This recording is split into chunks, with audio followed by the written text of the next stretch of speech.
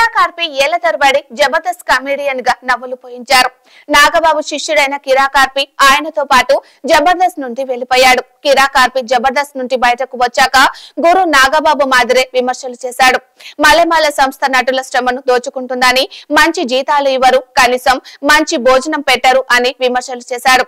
జబర్దస్త్ మానేశాక దర్శకుడు అయ్యే ప్రయత్నం చేశాడు. ఓ చిత్రానికి దర్శకుడిగా కిరా కార్పి ఓపెనింగ్ సెరమోనీ నిర్వహించాడు. ఆ సినిమా కార్యరూపం దాల్చలేదు. బడ్జెట్ కారణాలతో మధ్యలో ఆగిపోయింది. కొన్నాళ్లు ఖాళీగా ఉన్న కిరా కార్పి నెల్లూరు పెద్దారెడ్డి చేపల పులుసు పేరుతో ఓ కర్రీ పాయింట్ కూకట్పల్లిలో ఏర్పాటు చేశారు. ఇది ట్రైమండస్ సక్సెస్ కావడంతో కిరా కార్పికి విపరీతంగా లాభాలు వచ్చాయి. మణికొండలో మరొక బ్రాంచ్ ఏర్పాటు చేశారు. ఇటీవల తిరుపతిలో కూడా ఒక బ్రాంచ్ ఏర్పాటు చేశారు. నెల్లూరు పెద్దారెడ్డి చేపల పులుసును కర్రీ పాయింట్స్ ద్వారా కిరా కార్పి భారీగా సంపాదిస్తున్నాడన్న సమాచారం. కిరా కార్పి చేపల పులుసుపై విమర్శలు వెల్లువెత్తుతున్నాయి.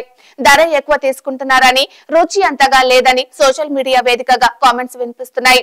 కిరా కార్పి ఛార్జ్ చేసే ధరకు చేపల పులుసు క్వాలిటీ, రుచికి పొంతన లేదంటున్నారు.